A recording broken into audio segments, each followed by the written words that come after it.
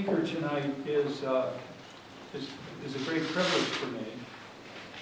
I've known Kanan Makiya since 2003 when we met in Baghdad. I chased him down outside of the Republican Palace.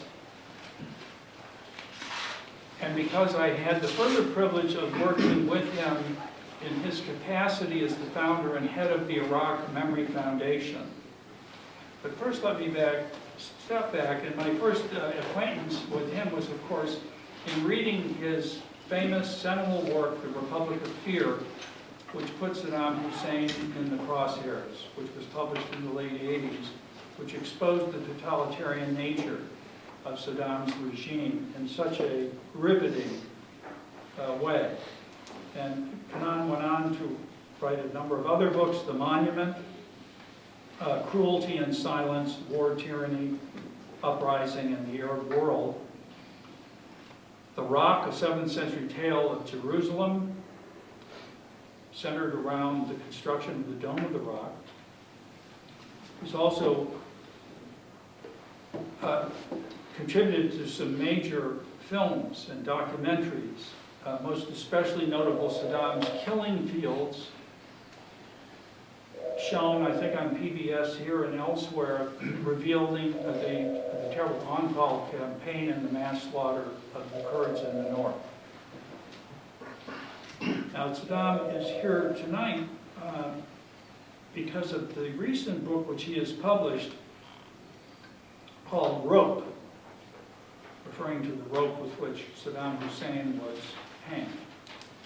I just want to mention something here, in reading briefly from the novel itself, and the personal note at the background, because this personal note is in many ways searing.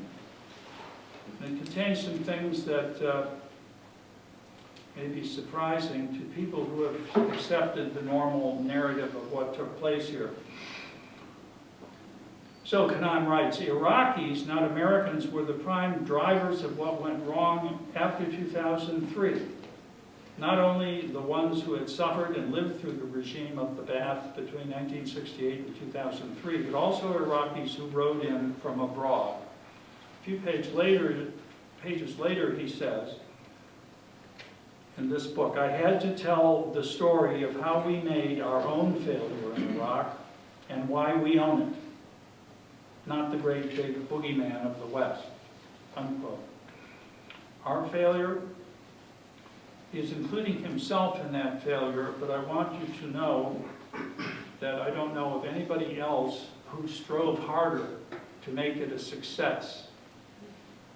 And in Baghdad, Kanan and the Iraq Memory Foundation began making witness testimonies across the entire spectrum of Iraqi society of what had happened to individuals under Saddam Hussein. So these Steven Spielberg-like filmed testimonies, which were then edited into shorter form for broadcast on Iraqi television, which then grew to a 1-hour weekly television program called Light, or Overcoming the Legacy of Evil, which became the second most popular television program on Al-Iraqi station during Ramadan, prime time viewing in the Arab Muslim world. That was Kanan's achievement. And this is just a small sample of those witness testimonies that were put together by Kanan and his able team. The Iraq Memory Foundation also assembled the documents from the Mukhabarat, the military intelligence, the police, and all the apparatuses of oppression in Iraq. And that mother lode of documents, what, 10 million? 10 million scanned documents is available at the Iraq Memory Foundation for future historians who really want to look back and see what actually happened, and also why it happened. I hasten to add that his novel, The Rope, is available outside, which I'm sure he'd be happy to sign after his talk. I'm sorry for having gone on so long. The subject tonight is What Went Wrong in 2003, an Iraqi story for the future. Please join me in welcoming Kanan Makiya.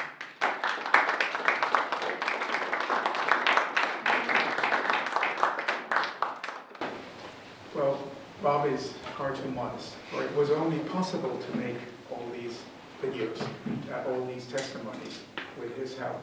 He is a dear friend, as well as a colleague, and we worked those difficult years, which in fictional form ended up in this book, as you alluded.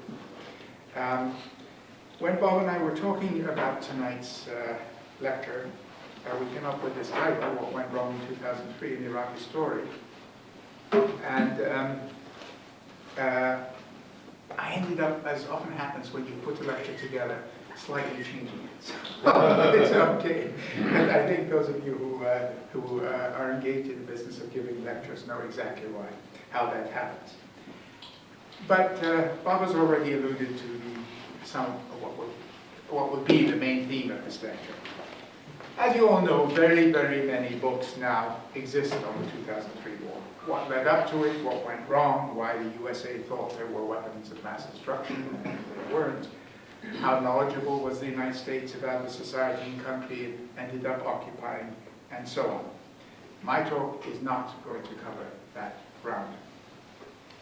I want to put the 2003 war in both a broader and perhaps more local Iraqi and regional context.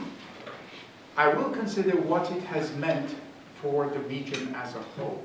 I will try to connect it with the events of the Arab Spring and failure of the Arab Spring afterwards, and not issues of what exactly the US did right or wrong, and whether that in the end really makes all that much difference when we look at the scale of the catastrophe that is the modern Middle East today.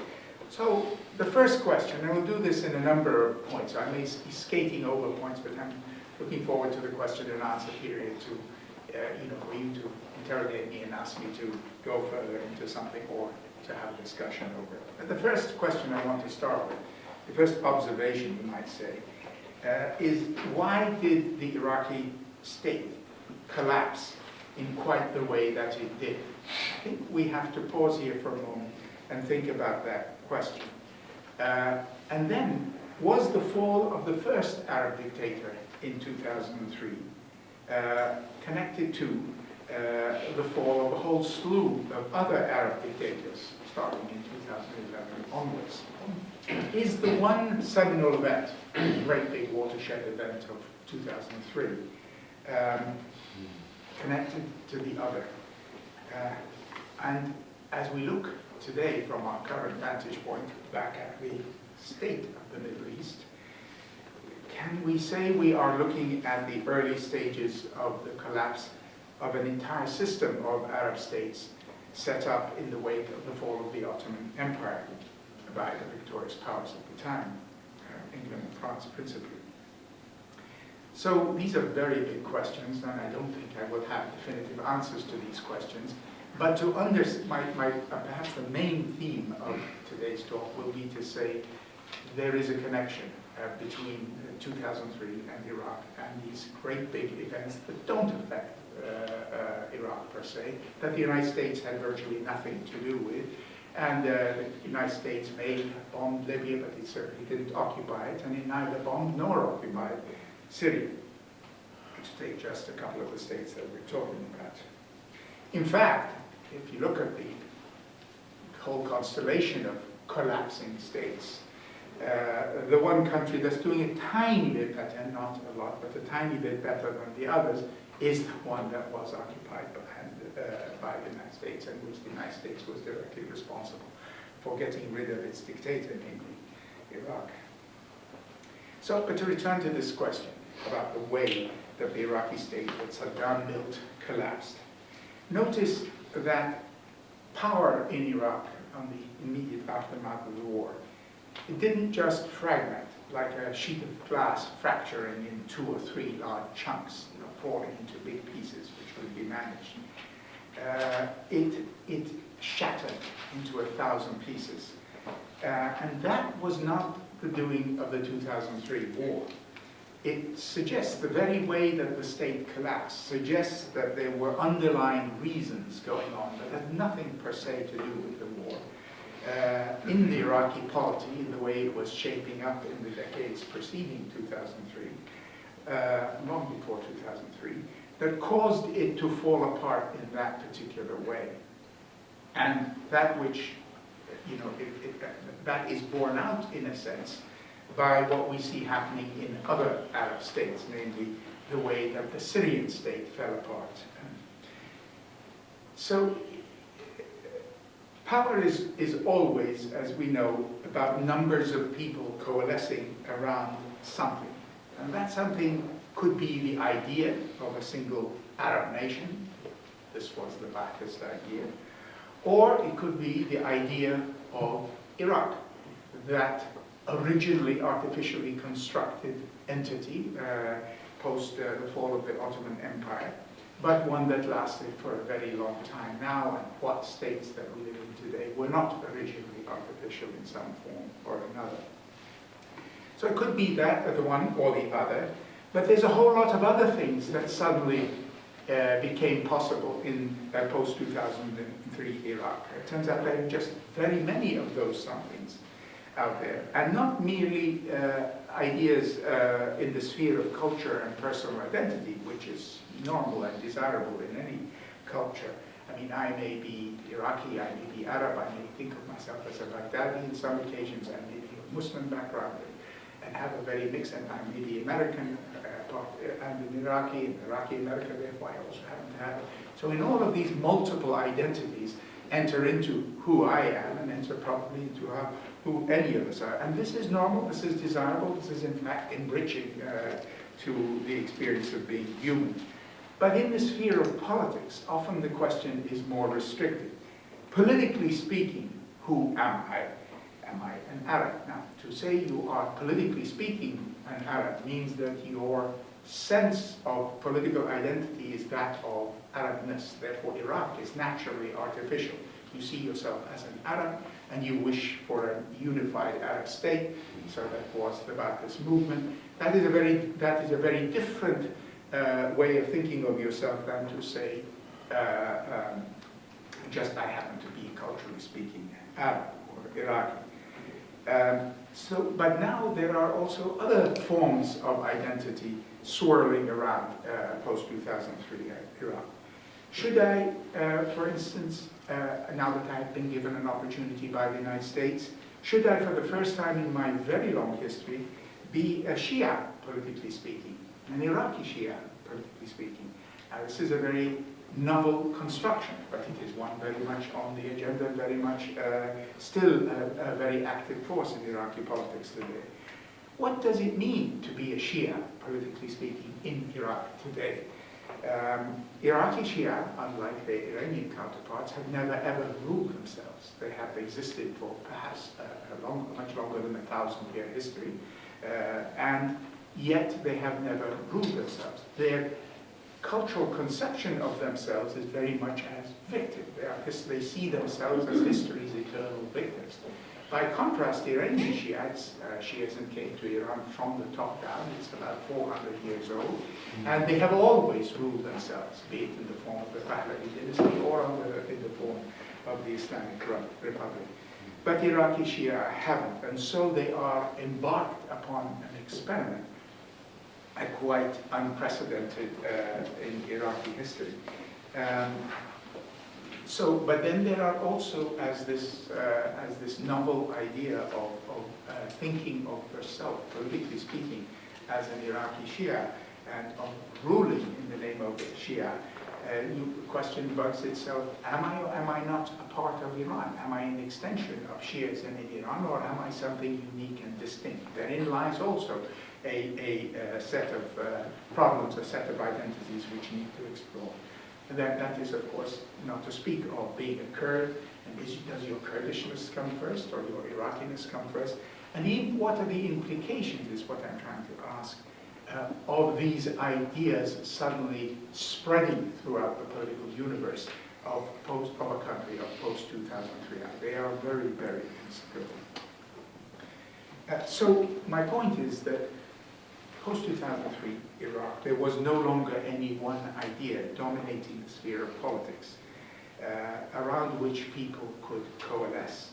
And the only one that might have worked, that we, for instance, in the Iraq Memory Foundation tried to make work, which was the idea of Iraq, an idea that was neither ethnic nor religious in content, and therefore had the potential of being inclusive of all those communities, Christian, Muslim, Turkoman, Sunni, Shia, Kurd, Arab, etc., that existed, this patchwork of communities that is modern Iraq. The only one that might have worked, unfortunately, was jettisoned for reasons I do explore in this book, although it is in fictional form. That's a whole other subject. I do explore how they were jettisoned and by whom. Well, by whom is an easy question to answer. By the, basically the political elite empowered by the American war, consciously empowered by the American war. And therein also lies a whole set of very interesting questions. To examine this, then, this underlying rot, this reasons for the manner in which the state collapsed in the dramatic way that it did in 2003, I want to take you back briefly to that first Gulf War against Iraq in 1991, nearly a quarter of a century ago. Let's think about that war. We take it for granted a little bit too much, and it is essential to understanding what happened later. Think about the 1991 war. Remarkably, you see, it was a war about a restoration of that very same Arab state system that even then was under threat, and that today is everywhere we look in disarray. The Arab order had been violated egregiously and from within, and for the first time in nearly 80 years that it had been constructed post the Ottoman fall of the Ottoman Empire. By whom? Well, by none other, of course, than Saddam Hussein, when he invaded, occupied, annexed, and essentially raped the state of Kuwait for 9 months, starting on August 2nd, 1990. So nothing like this had ever happened, believe it or not, in Arab politics before. To be sure, Jamal Abdel Nasser had intervened in the Yemen, and Hafez al-Assad had tried to intervene in the Lebanon. But those were like tinkering around the edges and playing the communities off one another.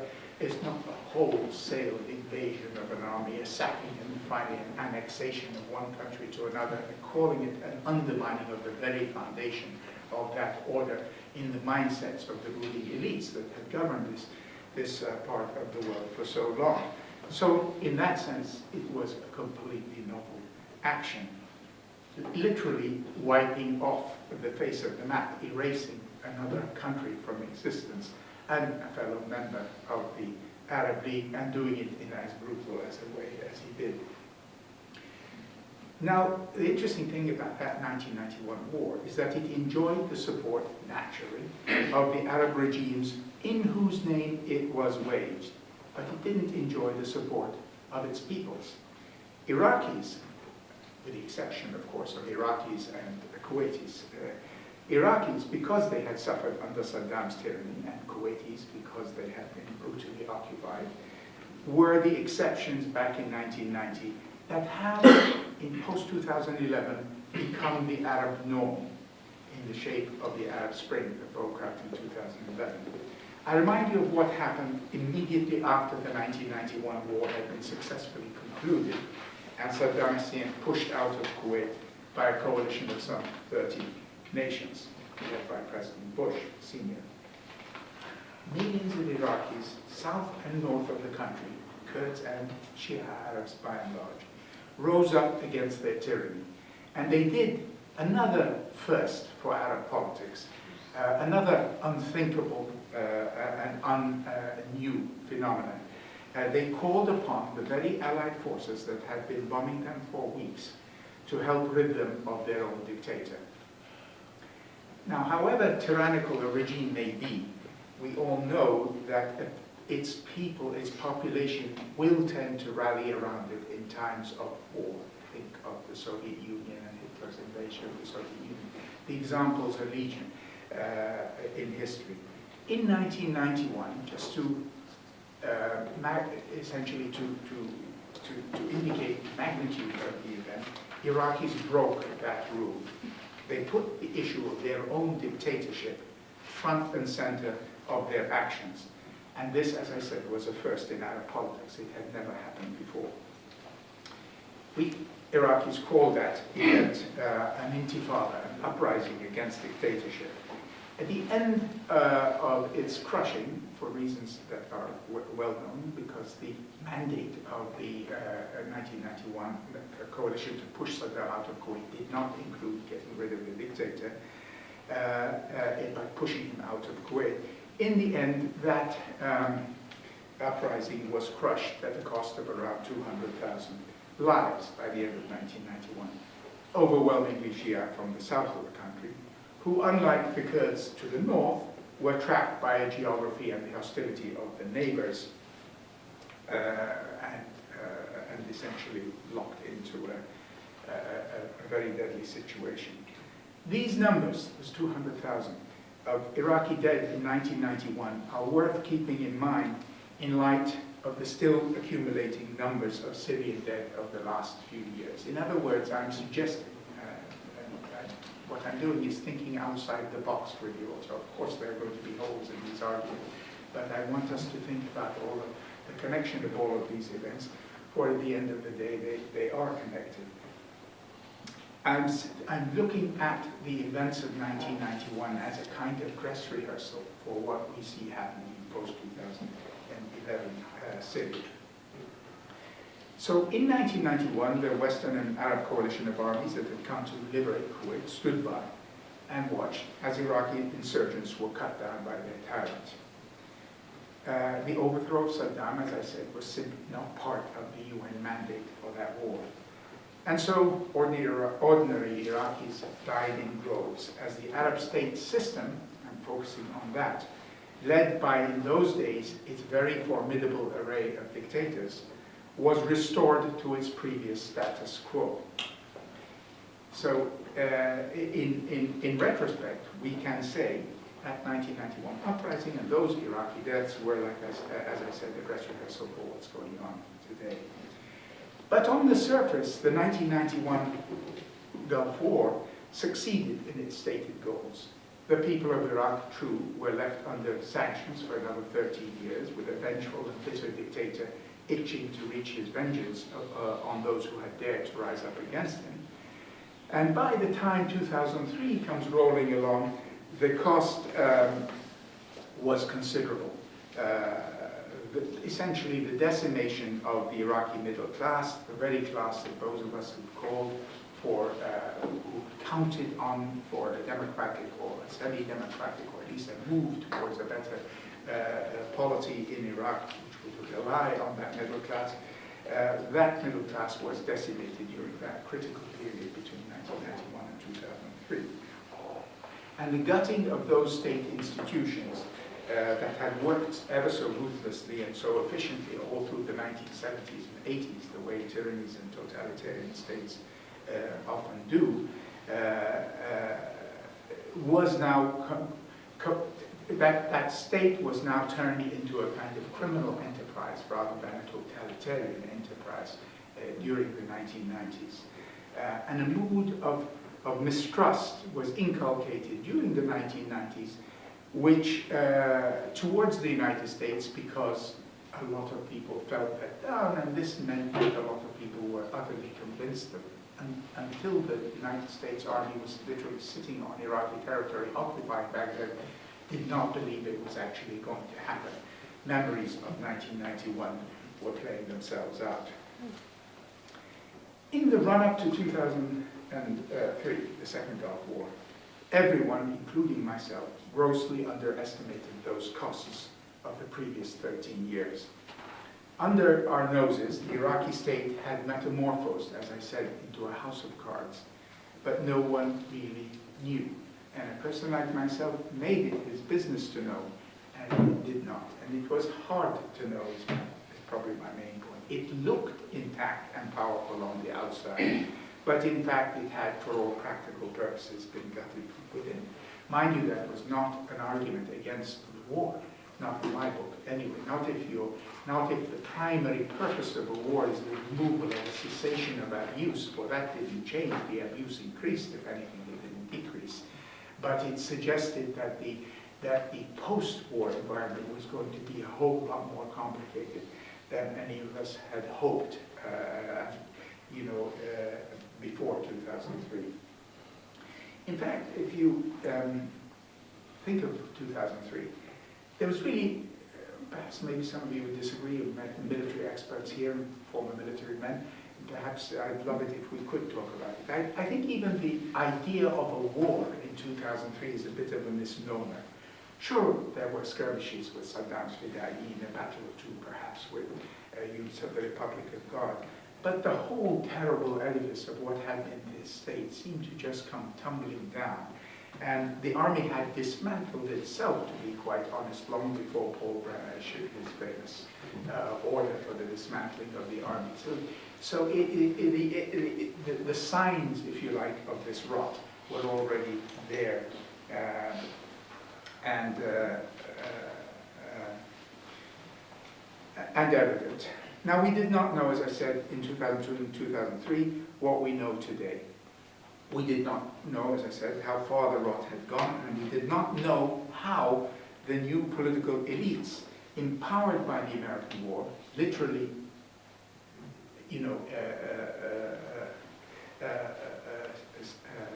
ensconced as new rulers of Iraq. For we all knew, everyone in opposition knew, that the United States had no intention of staying very long in Iraq. It didn't matter whether you were looking at it from a defense DoD point of view or Department of State point of view. The United States was in there for a short time to make something work, to make it. Everybody knew the United States was leading. So the act of removing the dictator and the empowering of a new elite was crucial to the future. Perhaps a lot more thought, should we, in retrospect, we can say, should have been given to that act of empowerment. We now know that. And the rush with which the United States left, or especially under Obama, the kind of almost embarrassing rapidity of that rush has, of course, done nothing to help events. And it's made it worse. As the quote that Bob rightly turned to, and the entire point of this book, which is, above all, an Iraqi story about 2003, is it is about how that elite empowered by the American war failed the Iraqis. How it is, in a sense, gave birth to the sectarianism that is today built into the very shape of the new Iraqi state that replaced Saddam. And it's the sectarian behavior that we see from very early on in the behavior of this elite is the forerunner again of the sectarianism that is now rampant throughout the region and that we see in Syria after 2011 and throughout the region. And as I said, that's what I am in this book, so to speak, dissecting in fictional form, but very heavily based on a kind of groundwork of facts, the precise ways in which those failures of judgment, and they are failures of judgment, and it was done in fiction in part because at moments of great historical change, great turning points in the lives of nations, individuals, subjectivity, character even, plays an enormous role in the outcome of events. And that's the territory I explore in this novel, and the reason I chose a novel to explore that particular territory as opposed to the historical forces or the kind of connection with other events that I'm not talking to you about today. So if the 1991 war, as I said, was about the restoration of the Arab status quo, the Arab state system, the 2003 war, coming in the wake of the shock of 9/11, unwittingly called its very legitimacy into question. However many mistakes we may think that the American occupation of Iraq may have made, the Bush administration, by the mere fact of the invasion, and irrespective of what decisions it might have made on this or that post-2003 affair, had willy-nilly exposed a fundamental truth of modern Arab politics. The same truth that was laid completely bare by the rise of ISIS and the falling apart of such important states as Syria and Iraq. And my point is this, a political and cultural malaise that has been very many decades in the making in this part of the world, at least in my opinion since 1967. We have all kinds of discussions about the origin of this. And is fundamentally the reason that the region is in the state today, and certainly not the 2003 war and the removal by the United States of Saddam Hussein. To that deep-seated malaise can be attributed such entirely unconnected but equally dangerous phenomenon as characters like Saddam Hussein and other Arab dictators, Al-Qaeda, and nowadays ISIS. They all harken back to this malaise that we need to understand in order to move forward. Once the first big dictator, in some sense the one who had dominated the scene for the better part of 15, 20 years, toppled, the whole order of which he was a part, an integral part, for this is a world full of such dictators who happened to be the most egregious and the worst of the lot. The whole order of which he was such an integral part came under a new kind of scrutiny by its own peoples, I might add. His fall, therefore, was a kind of tectonic shift that would in time strike at the very heart of the Arab state system that the United States had done so much under the first President Bush to uphold and to hold up with the backing of the Arab states. So early crucial signs before the Arab Spring, which are important to look at the trajectory of the transition from the fall of the first to the fall of the other dictators. Early crucial signs were, for instance, what happened in Lebanon in 2005. People of Lebanon marching in their hundreds of thousands to boot a Syrian army of occupation out of their country. It hadn't happened for 20, 25 years. And then marching again to protest the assassination by the Syrian regime, clearly, of their Prime Minister, Rafiq Hariri. Also, Palestinians tasting their first real elections ever in Gaza and the West Bank. We may not like the outcome, but those were real elections. Similarly, in Egypt, the United States and Bush Jr. had to twist the arms of its former ally in Egypt, namely Hosni Mubarak, to allow Egyptians their first contested election in 2005. And we know from a lot of work by Egyptian political scientists, some of my colleagues at Brandeis University, Abdul Saeed Ali, for instance, there is a close connection between the first genuine democratic election, with, of course, problems, but a genuine expression by the Egyptian people, and 2011 toppling of Mubarak himself. There is also a connection, let's not forget, with the Iranian grassroots Iranian Green movement protesting the rigging of the 2009 Iranian elections. Therein is another event. This is the groundswell of ripple effects of 2003 being felt throughout the region. There is also, since 2003, the eruption of a new kind of critical writing amongst young Iraqis, I'm talking artists, fiction writers, commentators, online, largely online, and sometimes in fiction and in the arts.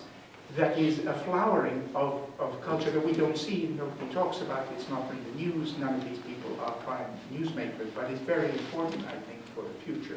And none of this kind of writing, this kind of critical look at one's own reality for the first time, rather than turning to scapegoats to describe one's own condition, actually looking at oneself. This kind of writing was very rare at best before 2003. The list goes on and on. But finally, working away in the subterranean ground, if you like, of the Arab political psyche, one can see certain crucial legitimating ideas of post-1967 Arab politics. Ideas like pan-Arabism, armed struggle, anti-imperialism, anti-Zionism. These ideas that stood at the foundations of both the regimes of Iraq and Syria, they were the prop upon which they legitimated themselves. These were now rubbing up against the realities of what life under these dictators, now fallen, in the case of Saddam and eventually effectively in Syria, what it had been like.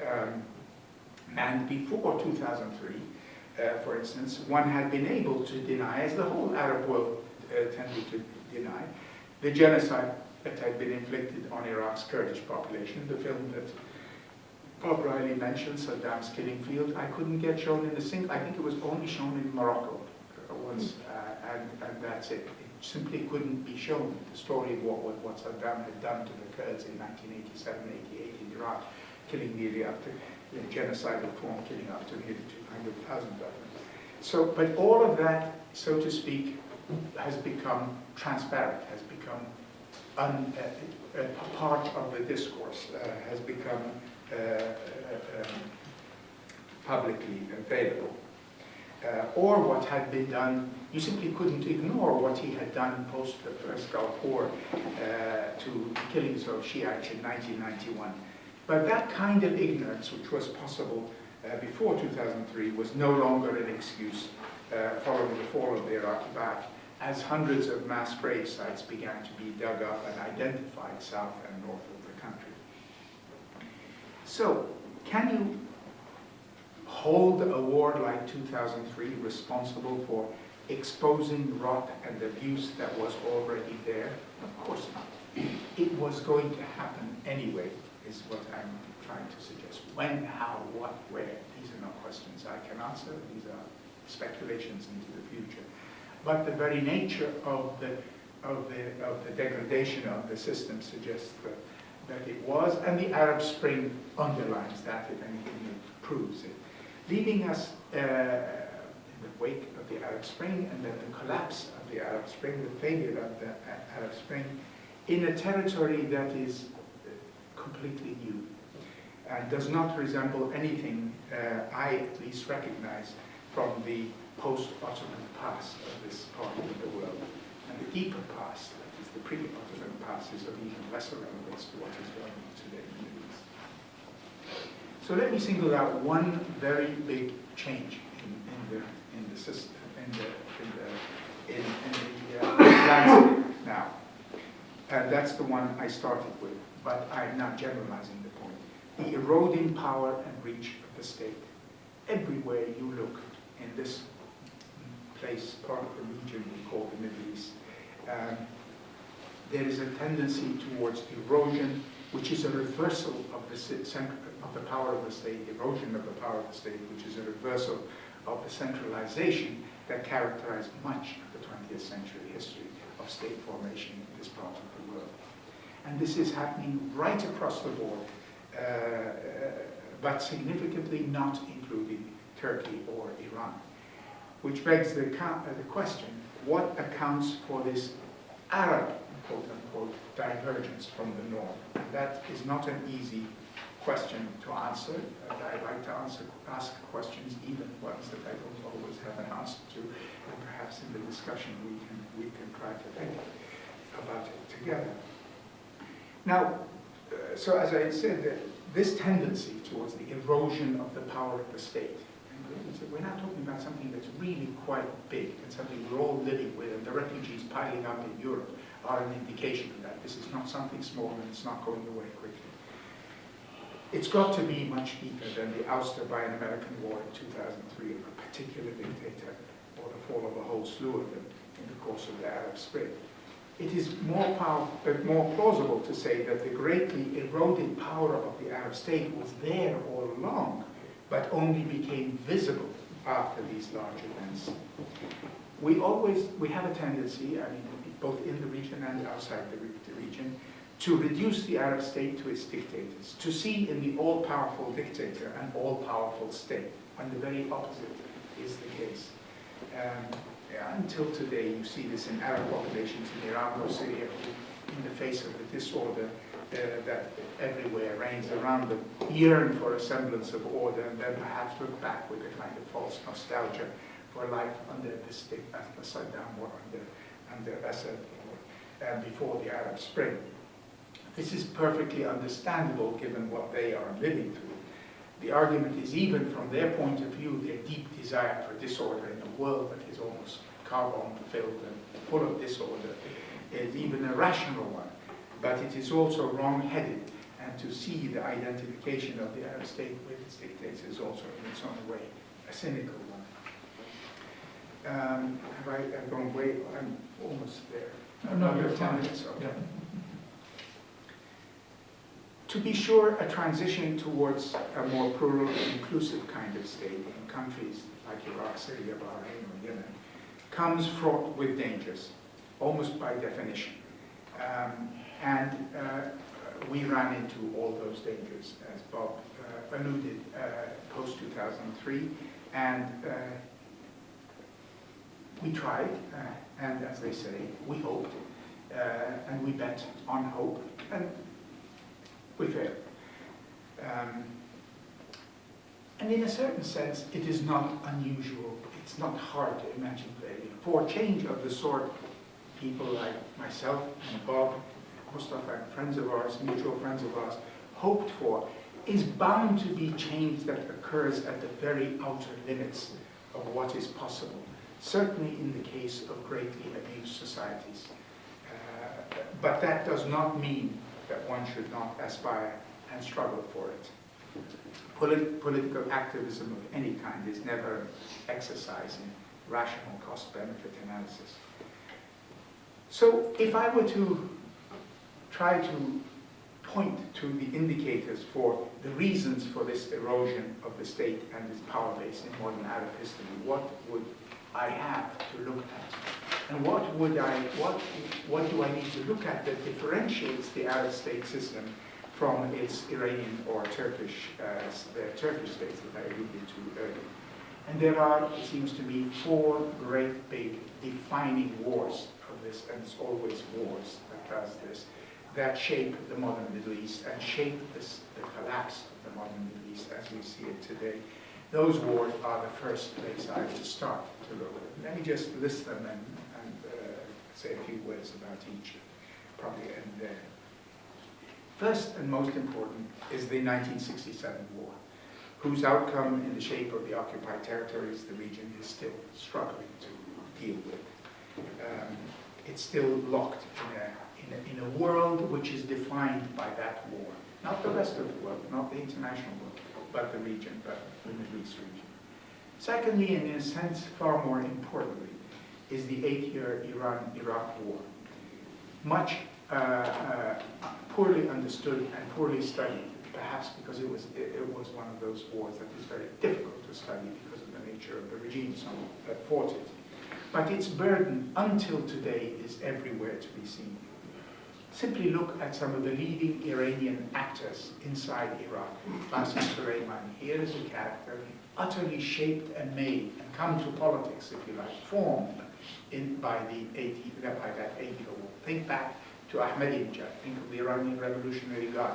These forces, the Quds force, these are all forces that came out of the Iran-Iraq war, the 8-year Iran-Iraq war. The current crop of leaders, Iraqi leaders, from Maliki and others, were also shaped. Hakim, the family of Hakim, they formed in exile the Supreme Council for Islamic Revolution in Iraq in Tehran in 1982. They're major players in the Iraqi political scene until today. So they too are creatures of that war. Moving on, the third big war that we need to look at, which I've already given a kind of sketch analysis of, the 1990-91 precedent of the Iraqi occupation, as I said, annexation of Kuwait.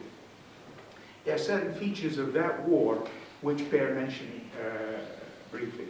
Saudi Arabia paid for it, and the United States, not the Arab states, waged it. Why? As I said, all in order to restore the Arab state system to what it had been before Saddam violated the very same order that everywhere is falling apart today. This is a fundamentally new kind of event, and one that, once again, all the way back to 1991, going back to 1990, underlines the fragility and the helplessness of the Arab state system, even that far back, a good, almost a quarter of a century before the Arab Spring. And the Fourth War is the one we have been talking about, 2003, another singular event, quite unexpectedly, lifted the lid and made visible everything that was going wrong for the reasons I've already mentioned. So, a final observation about Iraq's future. Can it be disentangled from Syria as things stand at the moment? Back in 2002, 2003, when we were arguing for the necessity of overthrow of Saddam Hussein, crucial at the top, behind, in the back of my mind at least, was the idea that possibly something new could happen here. And that's something you might herald or might help to spear something new in other parts of the Arab world. And so Iraq was a prime driver for change, or that at least was our conception of it at the time. Now this is no longer the case. It's the other way around. Today, the much greater forces of what is happening in Syria is going to shape the future of Iraq. It is very hard to conceive of the Iraqi future separate from the re-establishment of a Syrian state and some sort of solution to that extraordinary, originally civil war turned into a major proxy war where very many different powers are involved. This continuance of this civil/proxy war is bound to leave Iraq unstable and its future unforeseeable. So now you have an intertwining of the fates of countries that were previously separate. And I would not have said that, as I said before, the Arab Spring. But we seem to be returning to one of those historical junctures which have happened in the past in Arab politics, when events in one country seem to leapfrog into others with the greatest of ease. The big difference, of course, is that now we have declining states, not powerful ones, and there are no charismatic leaders or integrating ideologies. And so the problem has become more dangerous, more complicated than ever before. Perhaps I'll end with an exception to this whole line of argument, which has got to be that of the Kurdish experience in the north of Iraq, now a quarter of a century in the making.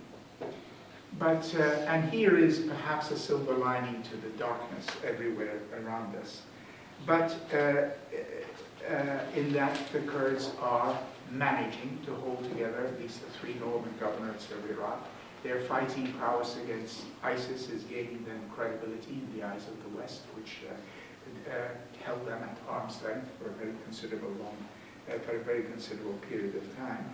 But nonetheless, a slightly different version of the same problem affecting the Arab world is beginning to raise its head.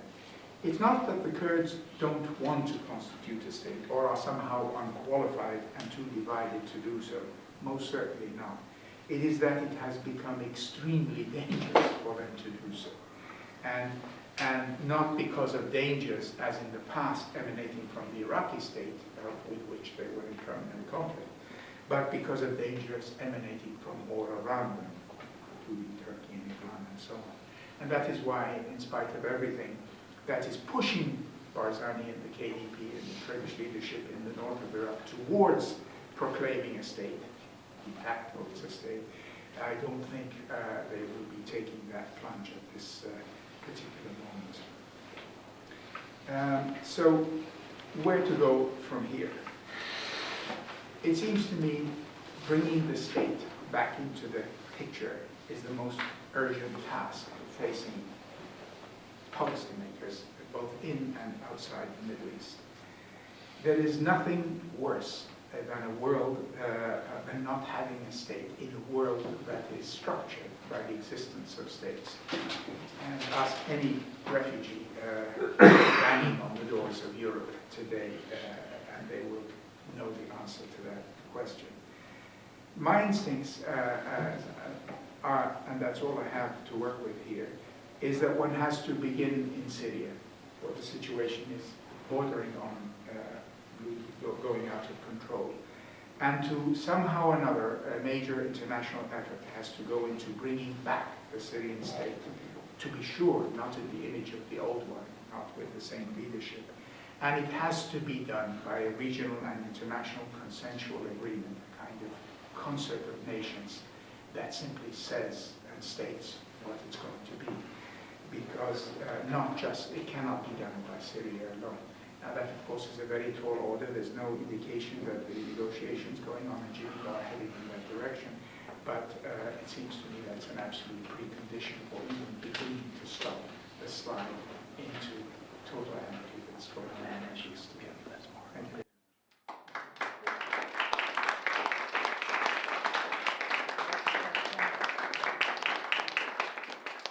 Any questions? Kanan, would you just call on me, please? You said earlier that the pre-2003 Iraq government was like a house of cards, ready to crumble.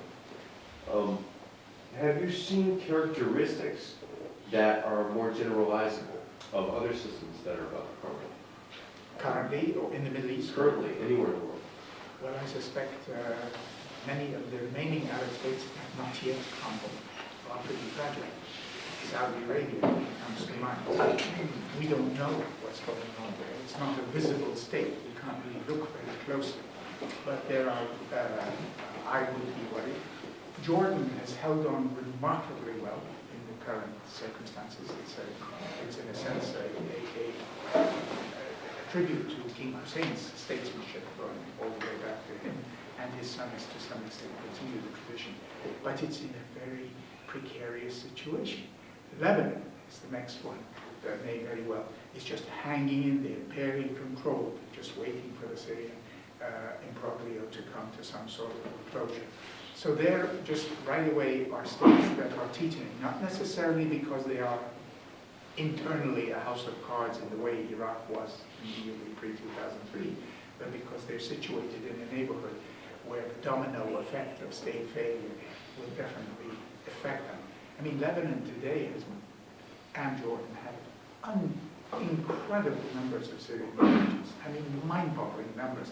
Any normal state would collapse under that way, but they have somehow integrated them, brought them into various positions.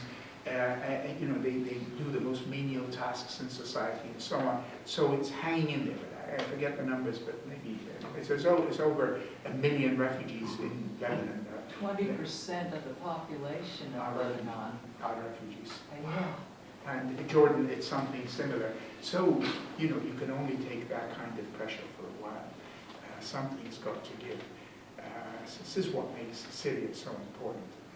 And it's really, words can't describe it. There are other long-term factors. The European Union produced a report looking into the future of this whole part of the world in 2025. Some of you may know it. A subset of some organization called the ISS, combination of economists and sociologists and so on, worked and studied long-term trends in this part of the world. And to take a look at that report is to, you know, take your eyes away from the immediate, you know, political ups and downs of this or that situation, to see, for instance, the growth of youth unemployment to levels we can't even begin to imagine.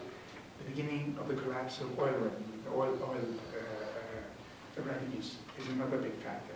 Looming in Iraq, we've seen a couple of articles in the New York Times recently. It's a great big dam. We've known for 7-8 years that this dam was in desperate need of repair. If this dam actually breaks, as perhaps Bob knows, the Mosul Dam, if it actually breaks, perhaps up to 500,000 people could be killed. It's rotting, it's crumbling. Engineers have issued one report after another. Finally, the World Bank has come up with a we have very major disintegrating tendencies happening. Climate change, we don't think about climate change as a force, but temperatures are already escalating. Summer temperatures in certain parts of the Gulf and southern Iraq are reaching highs that nobody's ever experienced before. And according to this report, by 2025, we could be talking about the norm in certain months of the summer, 52, 54, 55. Nobody could live under those kinds of temperatures. I mean, in Iraq, the worst it would get would be in the early 40s. You know. Now 50s, I don't know what it's like. I mean, you couldn't function. So add all this together, and we're talking about right south of Europe, very close to the center of Western civilization. It is this, you know, this pending, looming catastrophe before our eyes. It's important. Yes. Sebastian Gorka, Marine Corps University. The phrase you used most frequently in your talk, which was fascinating, thank you, was Arab state structure. And to kind of summarize what you said the Arab state structure was rotting, was fragile. The chaos we're seeing today is not a function of American intervention, it's the fact that the state structure disappeared. And the answer is we need state structure back. Yes. What would you say to those people who would say it's deeper than the absence of an artificial state structure? It's social, ethnic, tribal, clan-based, and the historic reasons are much deeper than the Ba'athist imposition of a state structure that's now collapsed, that it's much deeper and societal. I would still try to make the case that it's in the first place. There are all kinds of deeper societal, ideological, ideational changes, reforms, reformation of the religion itself, of Islam. All sorts of factors like that are extremely important and fundamental. But we live in states. We are who we identify. We carry passports. We travel because of states.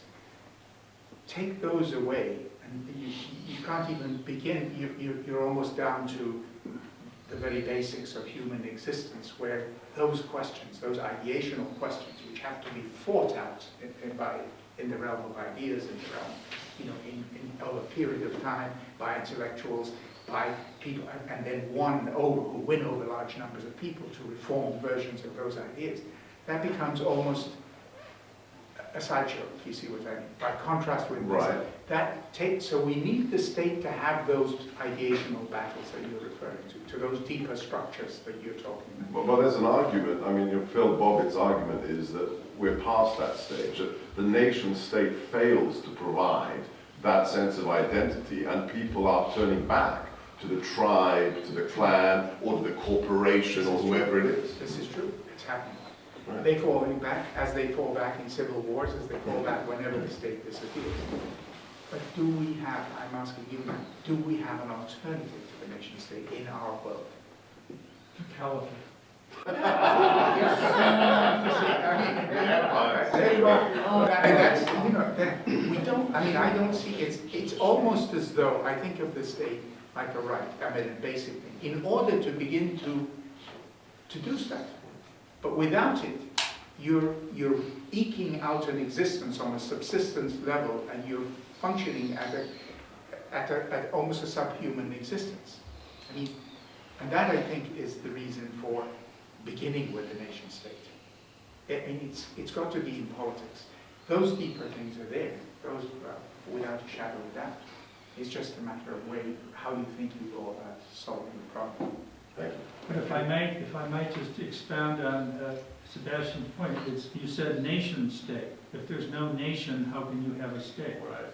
Well, yes, here in the Iraqi case, I pointed out the kind of what's going together. But in the Iraqi case also, I show in this book, elites trashed an idea, the only one that might have worked. It did not have to be that way. You see, you may ask me in another version of the question, was it absolutely inevitable that Iraq go the way that it did? And I, for one, don't think so. But how can you prove negatively? You can't, as you know very well. So, but I do think the errors, the mistakes, are choices made by people. People made those choices for reasons that we can also look at. And they have terrible, terrible consequences. The choices that you make in the first days, in the first months, in the first weeks of a fundamental change in the nature of politics are exceptionally important. They last with you for years. And if one of those choices is to take your previous centuries-long victimhood, say the Shia, of whom I come from, and you, instead of doing what happened in South Africa, you realize that you're facing a historical moment when the overwhelming majority of the population is about to be empowered. And it's going to be empowered, then you can do one of two things. You could penalize those who are somehow or another not as disadvantaged as you, and whom you will start to hold responsible for your condition, or you can choose to be smart enough to include them and work out something else. Now, if you have never exercised power and you have had a culture of victimhood and of thinking of yourself as a victim, and you do not succeed, as the Shia elite in part of the United States did not succeed, in overcoming that sense of victimhood, and you use state power to enter into a competition with everybody else over resources, and over you did this, and you did this to what, and so on and so forth, then of course the result is what we see. But it wasn't inevitable. I really do think that. Now, what were the margins? What were the chances? Those are interesting discussions. Was it doable? I think it was. But it was one of those moments that, you know. Yes. Iraq seems to be heading toward a de facto partition into 3 states, Shia, Kurdish, and Sunni. But I'm interested in that northern part, right around Mosul, which was the homeland of the Assyrian Christians. So my question is, can the historic pluralism of Iraq be restored? Where I served for a time in Kirkuk, there were 4 ethnicities, and Kirkuk was a city proud of its ethnic combination of Turkomans and the Assyrian Christians, small Shias, and Kurds, and Sunni Arabs. But what we see now, only 300,000 Iraqi Christians are left, and they're in Kurdistan. And meanwhile, there's about 1 million Christians sheltering in surrounding nations and many in Europe. Do you think that creation of an autonomous safe zone in the 800 square mile area of the Nineveh Plain could be created that would instigate or inspire a return of the banished Assyrian Christians so that Iraqi pluralism could be restored? Well, see, the first premise, namely, Iraq is heading towards division. Maybe that's how it would go, but still not there yet. And between where we are now and a fully partitioned Iraq, an awful lot of dead bodies will probably accumulate. You see, it's very easy to imagine, that's after all how they grew up the Middle East in the first place. Imagine organically clean parts of this, where people do not interfere with each other. But nothing is clean in this part of the world, and nothing and everything will be fought for. Even the Kurdish lands are going to be fought for. So I don't see the answer in more and more partition. Because, and only for one reason, not because I'm wedded to some magical idea of Iraq or of any other sort of idea, but because I would say it is going to cost more bodies, Christian and Muslim bodies, and Kurdish bodies, and Arab bodies, to partition the place up. You see, we're back to map drawing 101, and that is a dangerous place to go. My way of looking at it would be to say, don't throw the baby out with the bathwater. Accept this artificial thing that is there, or some modified version of it, perhaps. It can be modified, tinkering with it, yes. Perhaps that's what this conclave of nations needs to do. It needs to rethink some of the edges, yes. All of that I would be for. But it, not too hastily. There are 1 million Kurds in Baghdad. What are you going to do with them? You're going to have huge population movements like India and Pakistan. There are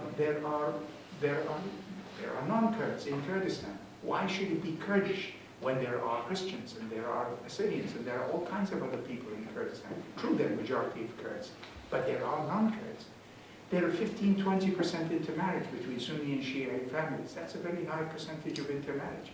That is, on my wife's side, every single member, one of her sons is intermarried with a Sunni, and vice versa, and the Sunni families they come from. How are you going to separate that? I mean, and secondly, it is often the case that these were,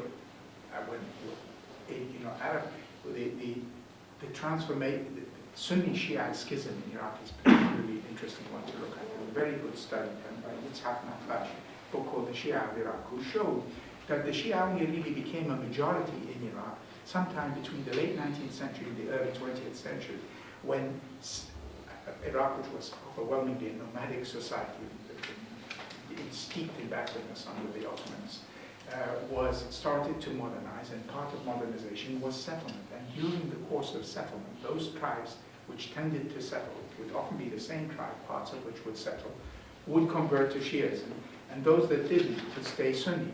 Hence, they have these very same Sunnis and Shias seem like they're completely separate boxes, but actually they also have, they come from the same tribes.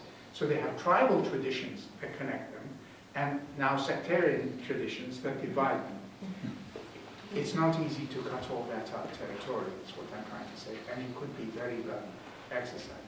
Why not go instead for a solution to the problem of the state that became an exclusionary state in the case of Iraq, and need never have been that exclusionary? I mean, there is a new narrative, a new version of Iraqi history being written up in Baghdad today, driven by this ruling, that Iraq was always a Sunni dominant state. So what they even do, they say, and so we Shia now simply having a Shia state, or they don't say it's the Shia state, but we're simply restoring, justice is kind of being restored. I don't believe the state per se, and here's an important distinction, was sectarian, was a Sunni sectarian state. It was a totalitarian state, which means that every single person, be it Sunni or Shia, Kurd or Arab, who opposed this state was subjected to the same kind of ruthless repression as anybody else. And if you think, and true that Saddam Hussein, as his power shrunk, especially after 1991, populated his state with state leaders, his personnel, his henchmen all around him, with Sunnis from his own tribes and from his own areas, etc. That, yes, but still the state was an Iraqi state. You couldn't find in the laws governing and behavior, and even in the official correspondence, which, as Bob indicated, we've been working with. By the way, the correspondence that Bob alluded to is not only in Iraq, but Hoover, we work closely now. We have the Iraq Memory Foundation, which scanned those 10 million pages, which exist now at Hoover Institute, in part of Stanford University. We have had several books written about those documents.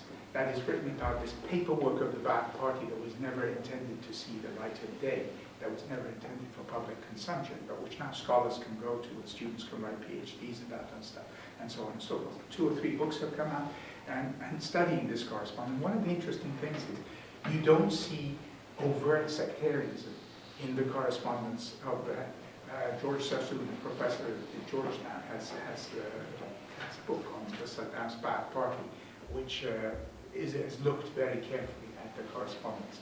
I'm just saying. So the idea, the idea that the state was always sectarian is not true.